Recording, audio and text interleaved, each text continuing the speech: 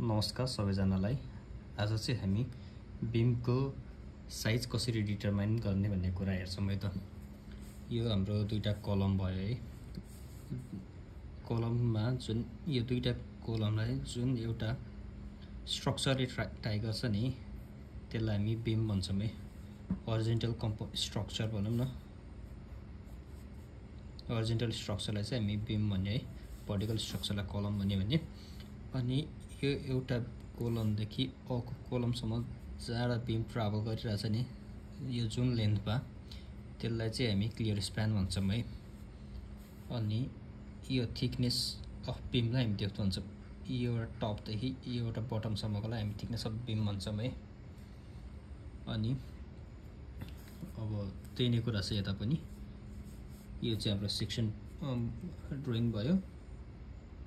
यसलाई हामी विड्थ भन्ने है, कति चौडाइको छ भनेर, अनि यो कति गहिराइको छ भनेर यो हाम्रो विड्थ यो डेप्थ भ्यालै। अनि हाम्रो जुन त्यो भित्र हामीले डन्डी बनाए हुन्छ नि त्यो डन्डी र यो कन्क्रिटको टप फेसलाई हामी त्यो बिचमा जुन भाग रहन्छ नि थिकनेस त्यसलाई चाहिँ हामी क्लियर स्प्यान भन्छौँ है। क्लियर कभर भनौँ न, क्लियर कभर भन्छ है। अनि अब यो बीम डिजाइन गर्ने एउटा थम्ब रुल मात्र हो हैन, जुन यो डिजाइनले चाहिँ भन्दैन है। नर्मली डेप्थ कति लिने भन्दाखेरि L/10 या L/12 भनेको छ है। L भनेको चाहिँ हाम्रो क्लियर स्प्यानको लेन्थ भयो। अब इक्जाम्पल दुईटा इक्जाम्पल दिन्छु है म। एउटा हाम्रो स्प्यान यो क्लियर स्प्यान 6 मिटर छ भने अब यसलाई हामीले एमएममा 6 मिटरलाई एमएममा कन्भर्ट गर्नु पर्यो है त।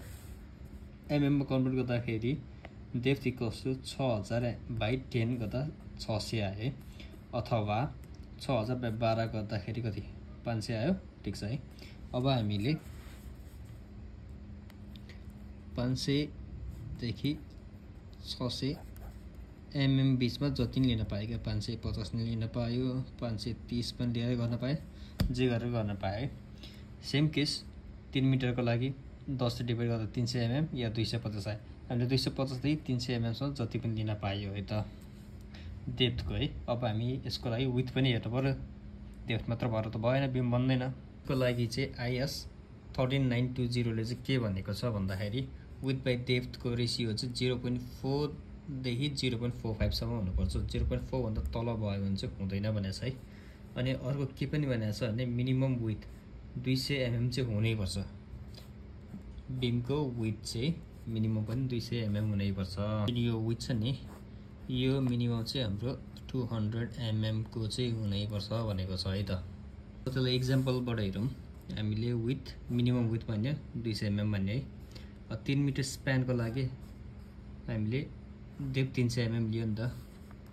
L/10 गर्दाखेरि 3000/10 गर्दा 300 एमएम आयो।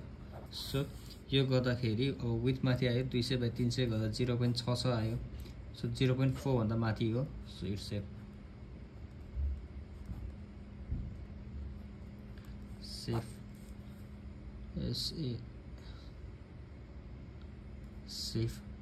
सो हामीले यो चाहिँ काम गर्न सक्ने या डिजाइन गर्न सक्ने मान्यो है। अब केस 2 मा चाहिँ के भन्दाखेरि हाम्रो स्प्यान 6 मिटरको छ, हामीले डेप्थ 550 एमएम लियो अनि विड्थ हामीले मिनिमम लियो है।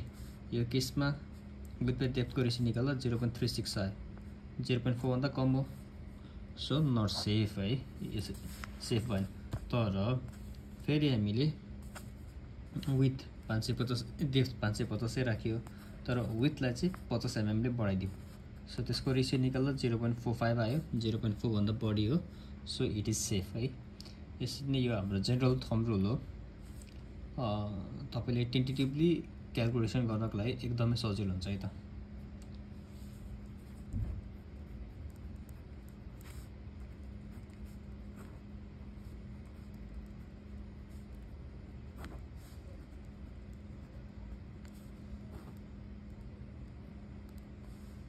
Thank you.